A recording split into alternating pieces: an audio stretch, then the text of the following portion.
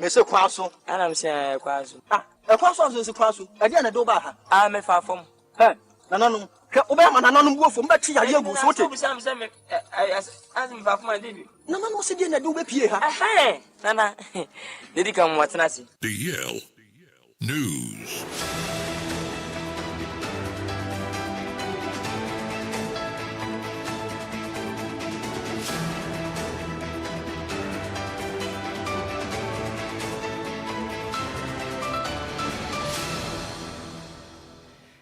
Yamamo akwaba afi tumilika nesha yen ewo Facebook no so a ne DLFM 106 ponana kasebwe ehun foni videos ahodo nya wonya bi na wonhwem yensha kesemasenko piemo ewo Asante Matenim na meka sei Ashanti Regional Police Command odenkra tudwa ekiremu sem enipa mako emiensa wonum esusu sem enipa bonfo yebomoden ekwato de shem adesha mu ya dwuma emba mani empanifu akacha na so emba mani adwuma ibie no wonum kokun wonum mu ya mienu ewa Asante Matem a enipa mako miensen wonum ho ebon sa akrofo techu amona omukotu sa na mo no ehu bipam na positive kirem sem enipa odika mu susu ono nso oka suspect ne ho no ne den ade Charles Kwame Danso dodo abonum na ne sem Kwame Charles anase Miami we de US Montreal so wadi finhia no aduanu miensa Dr. Sumyensu ni dindi aya Philip Kwadwo wadi finhia no aduanu enkron 29 years ena Samuel Adai Mensam wadi finhia no aduana mienu 42 years no nso wadim na Ghana Police Service ebo amane bombaden ensa kan emnante wayi ewo benimbo suma yewomi ne Dr. So aduanu baako emfempem mienu ne de nunu mu ewo pankro no ana afenso etimatim ewo Asante Matem na posifo enka no ekiremisem eye Ashanti Regional Police Command ekiremu a sabasa ahodo ekwaso anipa wo moden etum koto de hye mba mani agent so no de dikan esiye ewo ya wata ogefo abusuma twamai ne da na taso edumiensa emfempem mienu ne aduonu ndumu abayiwa ne dinde partition ni mako na oye adwuma ewo mba mani vendor ba kwa no wo eye krofo mu Asante Matem da taso mienu nso enisusi dwada eyo benimbo suma yewomi ne da na taso etu emfempem mienu ne de numu abrante ne de Gideon awusu sapom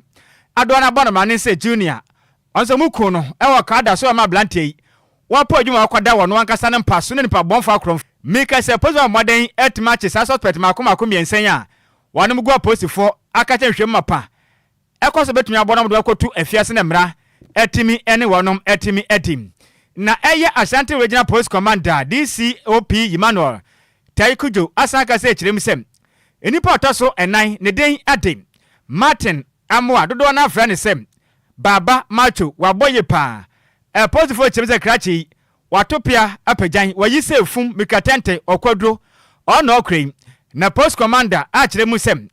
wanu muguso ahwenhwema se omabode yan wakwache abrante de den ede eye Augustine Amoa do abonum la ne se baba macho no mache no de na kwakogina mla no na posifo enkata na ekirem sem wọ́n máa hwehwẹ́ mapa ekiremu a eye Martin Amway wọ́n máa yan ntiyasa anya hwe ko betumi akopiem ewo Kumase dunkwa onofen anase duaso eno no ewo dunkwa onofen ewo fifi Matem anasa nkran ena mo hwehwem se krachi betumi abeche nti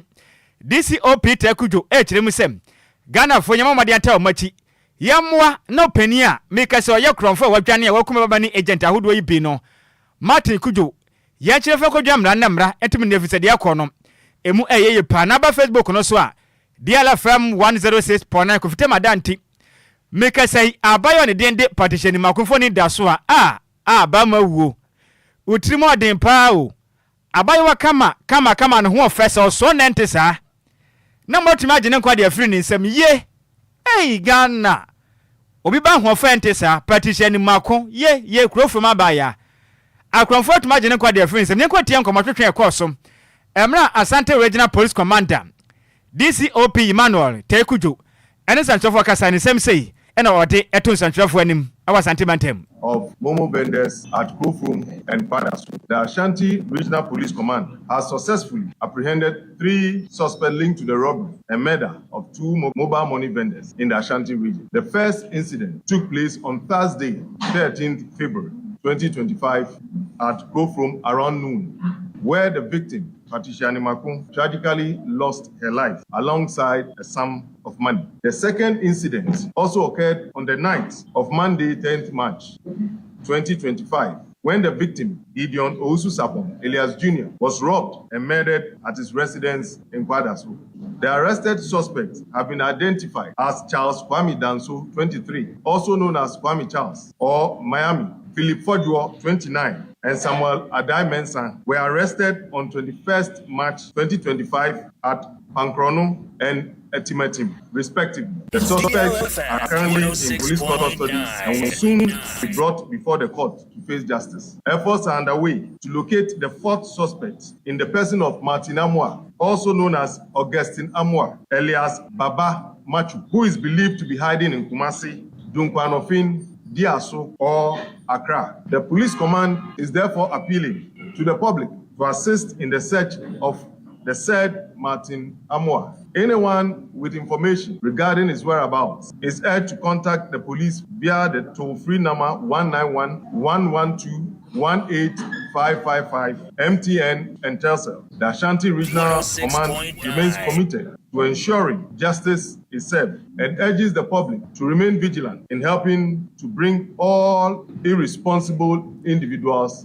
to justice. On this note, I'll thank you. Any I would take a PMO our sentiment and no Ashanti Regional Police Commander Neden Ede DCOP Emmanuel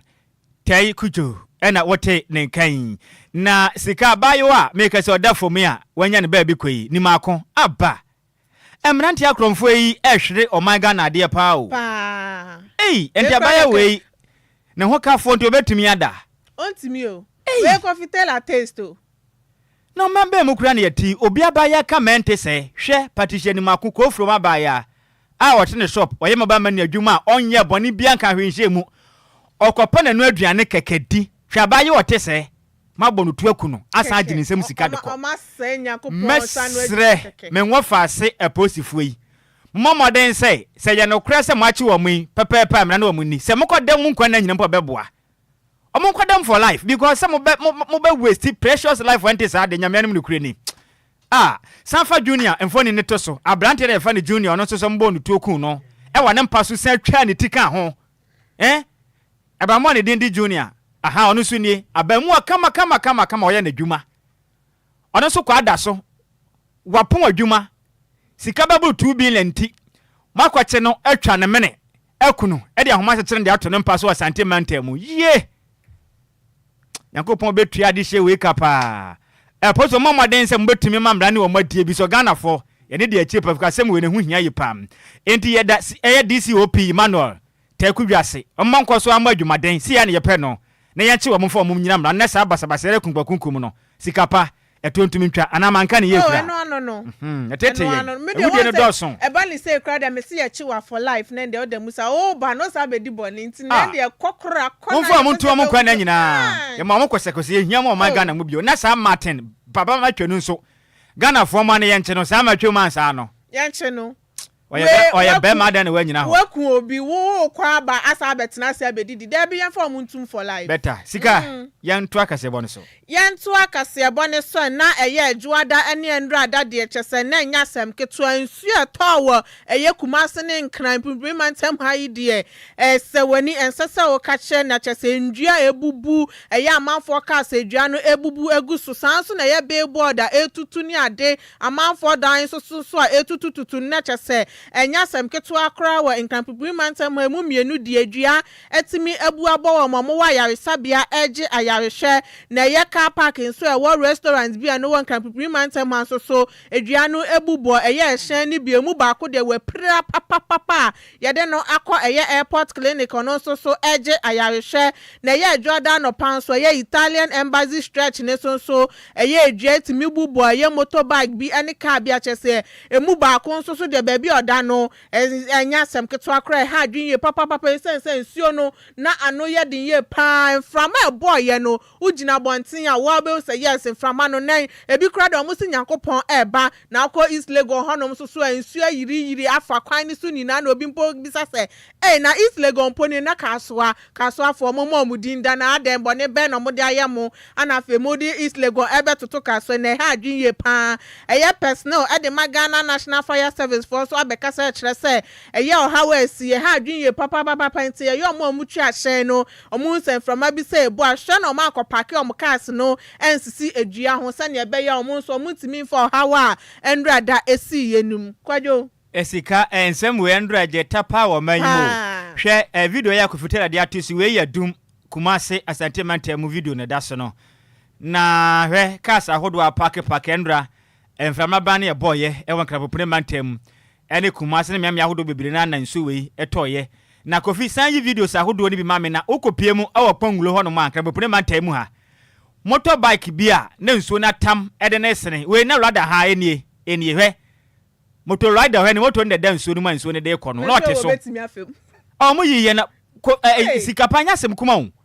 endo anyame nkwanka krachi ahuni enkenso ne de ne koye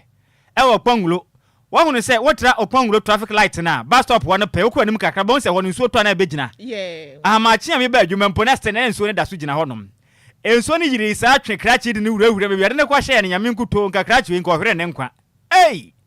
ama Ghana ewiaba yehuna mane enso bitu tonso a yehuna mane entidi ampa na yeye just cars ahodro billboards ahodro Wisconsin he ya kra ya edi before billboard is one just say billboard a one him say nipa kra bebre pia entimi pian from na bu ato ba bi kra shaman for cars asese we V8 ahodo nyina ne nyina enti ebetofo ensuo no hwade yakọ no wiem sa kyerɛ na abai wan hwɛ na betoto emframa no nso Easter Yesu amanehunu danti ebɛbɔ kakra nti we yɛ hyenkani ahwɛ ho yi wo kwan wo sensuo no ahye ase na ye gidigidi baby park bɔkɔ hwɛ mo se baabi a wugina no dua bia tenten bia nsi hɔ se ba ye nkobu nkɔtɔ wo kaa no so na nkodi awuo afin sandra nso ANC mon so kɔgye ta ema no so nsɛm kɔyɛ pina ha hɔ de na da so kofi yɛda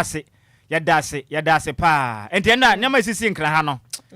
na no de na mom se ye nuanom kramofo no gusu ayi akwankyene enti se de yɛte ne gye mbɔ mpa yɛ magana ɔhu ye hia pa mom mpa yɛ mai Bismillahir Rahmanir Rahim Alhamdulillahi Rabbil Alamin 106.9 Ar-Rahmanir Rahim Maliki Yawmiddin إياك نعبد وإياك نستعين اهدنا الصراط المستقيم Sika Saka se bona your official It's official. DLFM 106.9 Afe yenuanom mosremu fa bompa ye wiedia kasebo no yento asom yento akasebo se nkopie man ewo Energy and Green Transition Minister John Abdullah Jinapo ade smart dwa echiremu sem wo ma hwehwemu fe kofi koma na tumi aboa ama containers ahodo bebiri na da mekese no Electricity Company of Ghana for ECG for Jumakundi a mekese na yira no wonom sa etimi akapam na ndo da hwema pa ebeto dwa echiremu sem containers babura pemba ko na ha miensa na moroye a Electricity Company of Ghana ECG for dia no Kirabasa enyantaban atumi atum watamapota mekese na koye nsempi na Professor Innocent Senyo Akwa chairman Adema Investigative Committee chiremu sem ECG adwumakuo no chiremu a wanu mo containers no mako empim mienu ahanan ene aduokran baako 2491 containers a esi tamapota wonom entimi koyi ya omo chirem se kabus ahodo awom ena visu dwumade nyoma bebre na ewo ma ya equipment a ECG for dwuma ne nyina dai meka sai ewo honom nanso mu kyeremu sem wanu mo kwa na aka apemba ko oha ene aduasa enan 1134 containers per ena aka ECG port mu kyeremu sem meka sai no apemba ko aha miensa ene aduonum son ena agira 1357 na containers ahodo ECG for de nyina da etimi agira de free tema port na mra openipa no ena da omangana ya hone ne nsama no eya John Abdullah gina pone sentefo kata no chire mi se wo ma hwehwe mu tro do atumi abombe bibia containers na kodu no wono ma tumi setimi aka John Abdullah gina po chire mu sem wono mu tumi tena se hwe han sama ECG mi ka sempo wono ma so ayese dumso akwaso na ye betena se na nyoma hodo bebo ma nyoma konka na yira dia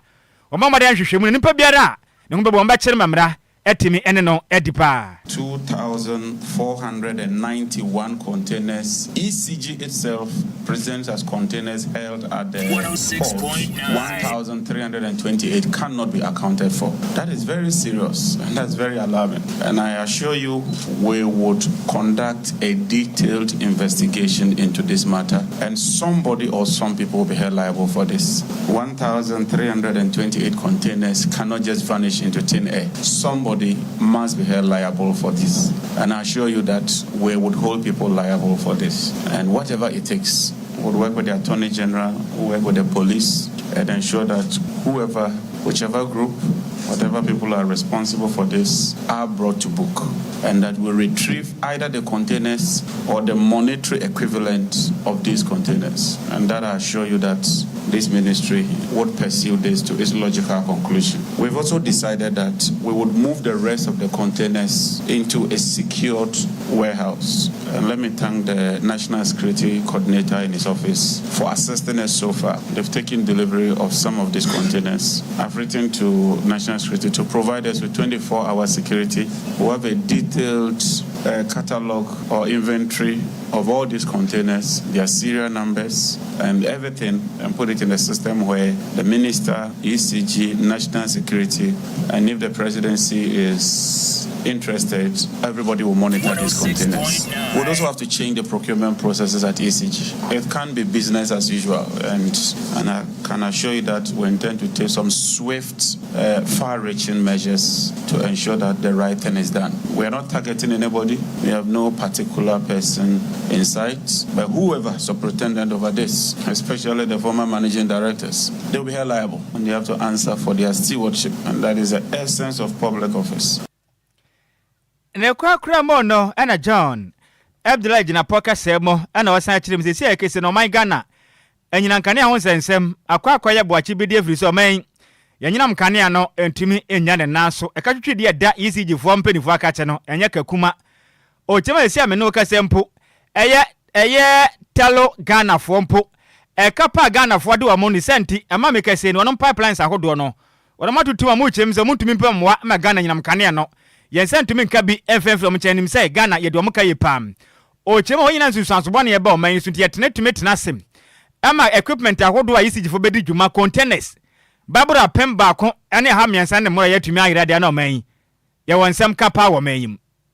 Today, as I speak to you, Talo has shut down their pipeline because of accumulated legacy debt. And I've had to go and see the Minister of Finance to use the taxpayers' money to find a solution to this challenge. If we do not resolve that immediately, it means that we cannot deliver power. And so ECG is critical. If we don't get ECG fixed, we'll continue to have serious challenges which will impact power delivery and even the delivery of petroleum products. And so as a ministry, we'll be taking some very tough, unpleasant, difficult decisions, but we take those decisions in the overall interest of this country. We must fix the system, other than that, the whole energy sector would collapse one day. Any OTA ayosofo no da Ghana ya hone ne ano Metro Energy and Green Transition Minister John Abdullah Jinapo nene na OTA Yento akase bone so na Ghana Water Company Limited for edensema betudwa e kyerese sia state ye densu river ni wom no ha adwenye pan esan se ye dwumako bi ye nipa yetememfo ni bi edi anobro ye galamse ne so no eno nam so made ha akase de abaweja dam ne so na emome osem hu se ensuo ne so so mo supply e de matememfo mo wo ye nkran pipu mantem ha ene kasoa nti abro mo kasa e woto mo ko weja water treatment plant eno wan nkran Mantem ha edefa World Water Day ni ho ana engineer Emmanuel Johnson ona ye regional chief manager edema eya Accra West ema eya Ghana West Water Company Limited for no chese eya galamsey na ya de omode ha Ghana dwinye papa pesan se yensuo ni na asai esan galamsey so sanso na tememfo ni bi eya niema bi a emboa eno so enam so mansuo ni so ese kra na wo so we hu sese nsuo ni se ya oman Ghana ye ho be kire ye nya nsuo emfe endi ejuma intino bibi biara ye nim se ye ya enoma nsuo ni se no yemfa embre wie ye kra anya saa de a ne oman yim de ye wasam ebo ne papa na sese ane de ye nsuo mu produce e de ma eye oman ni mafa na nina no sese company no ashiri 51% a esan se pipes na kasa mukra bi abububu a ebi nso apapa ya nsuo no ye leakages a egu fam kra omo hu ade omo fa ye sanso na enkrofon so enam kwan bone so omo use nsuo no wo kwan bi so a ensese omo use sese an sika omo nya free eye nsuo nim eye 41% nso a eha oman no bie pa. We hear of illegal mining, galamsey, almost daily in Ghana, and so one is tempted to think that is about the only challenge plaguing our water bodies. We would like to highlight that apart from galamsey, there are other human activities equally harmful to our fresh water bodies. The Densu River, which houses the Weja Dam to enable us to abstract water for treatment, is one of the rivers in Ghana that suffers this serious pollution from other human activities aside galamsey. We are losing water through leakages, pipe bursts, and also through illegal use of the water. And it's around 51% nationwide. That's when you aggregate all the production centers and the amount of water they produce and what we distribute to the general public and collect revenue for. Then it means that we collect revenue for 41% of the water that we produce. If all these things, galamsey and wrong practices, wrong use of water or activities around the water bodies are kept, then we can conserve our water for future use. Other than that, we reach a point in time we will not have enough water to treat. It's DLFM 106.9. Eni a uti ye engineer Emmanuel Johnson on a regional chief manager ewo Accra West at the Ghana Water Company Limited. Ebedu bebe ni yenye nsuo num sesa na oka. Ye nkwaso a na yenye de ya na mane ne ba senya ba kufo ne behunu. O ma na yetimu ni sam. Sika yantu aka se wenye ko PMM. Ewo o my Ghana ye mampeni na kache.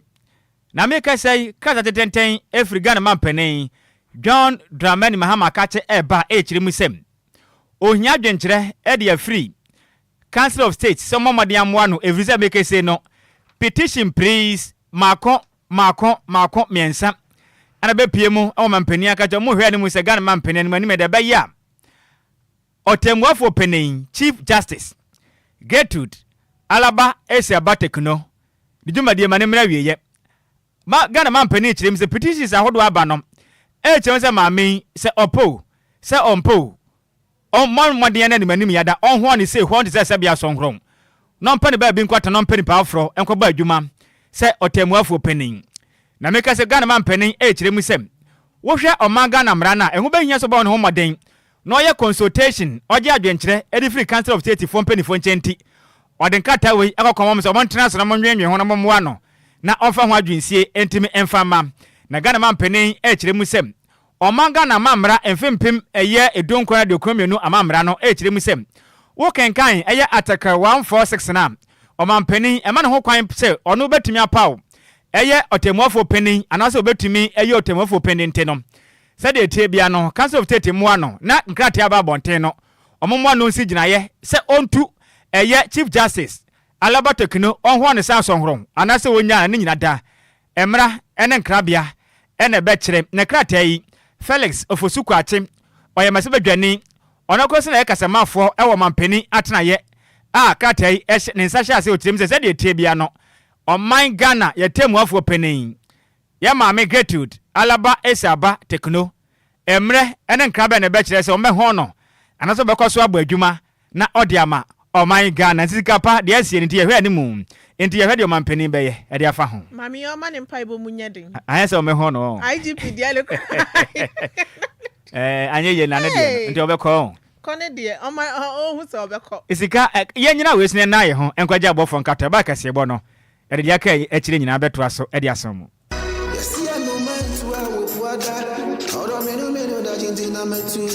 Makwantu ohunsam eye medadwen nanso me yansam tro ne nti menya adagye ye hwehwemu ekohu Sunday Sam's consult na wonom nti ende metimi ba menya abre ne adagye ekenkan ye eye investigations about womo ana me hu se wo apply for visa assistance a enfeli efri se wonom ewo track records madanse die nie ma me nintrel Sunday Sam's consult edi britia wabi ebeje wo visa amawo se wo ko United Kingdom, Canada, Dubai, Poland, Croatia, Nafe Kradie, Serbia, any Greece in so abeka ho a work permit etechere. Ma menchire wo mo echere kwan. Sunday Sam's consult ewo Ofanko barrier, Asofan, our Bay Wise Park Hotel, ewo Asofan New Station hono a. Phone number 0244 291546. Email address nso samuelowusu626@gmail.com. Yeti ehudi enti, we connect dreams with opportunities. Emanenye wadwendwen, frɛ wonom na nso bedi adanse empo asede media.